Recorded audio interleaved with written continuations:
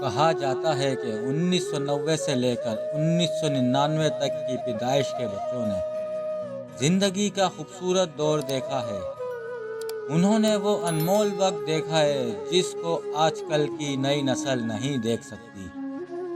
وقت کا یہ ستم ہے کہ وہ کسی کا نہیں ہوتا اور گزر جاتا ہے، مگر اپنے ساتھ حسین یادیں چھوڑ جاتا ہے۔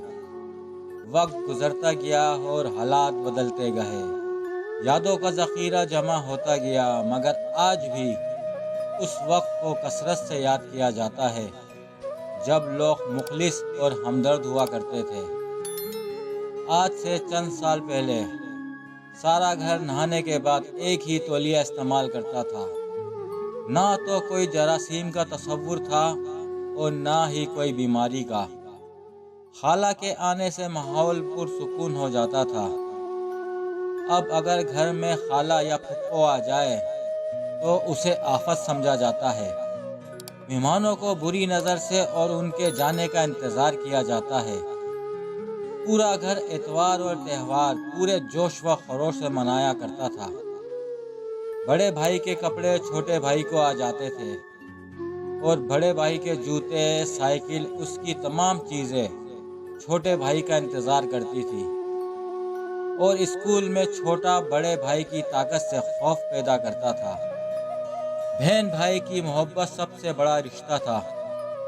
پیسے کی اہمیت کا کوئی تصور نہیں تھا۔ بڑے بھائی کا بیگ، کتابیں، سائیکل، کپڑے، کھلونے، پینسل، سلیٹ سب چھوٹے کی ہوتی تھی۔ پھر وقت بدلا اور لوگ بھی بدل گئے۔ تولیہ سب کا الگ الگ ہو گیا۔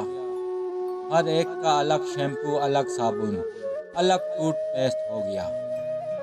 دودھ کے ڈبوں میں چلا گیا۔ ماں تڑپنے لگی، باپ اپنی اولاد سے ڈرنے لگے۔ کھیر کی بجائے پیزا، برگر، سینڈوچ آ گئے۔ کپڑے بھی ذاتی ہو گئے۔ بھائیوں سے دور ہو گئے۔ بھائی بھائی سے لڑنے لگا۔ بہن سے محبت کم ہو گئی۔ دولت نمایاں ہو گئی۔ اب سب کچھ نیا ہے۔ نانا وغیرہ رسمی ہو گئے۔ پرس میں نوٹ آ گئے۔ بہت سی زبانیں سیکھ لی، لیکن رشتے نبھانا بھول گئے۔ ملا بہت کچھ مگر کھویا بھی بہت کچھ۔ رشتوں کے معنی بدل گئے۔ ہم جینے لگے مگر بے حس ہو کر۔ برائے کرم سوچئے کہاں تھے ہم، کہاں پہنچ گئے۔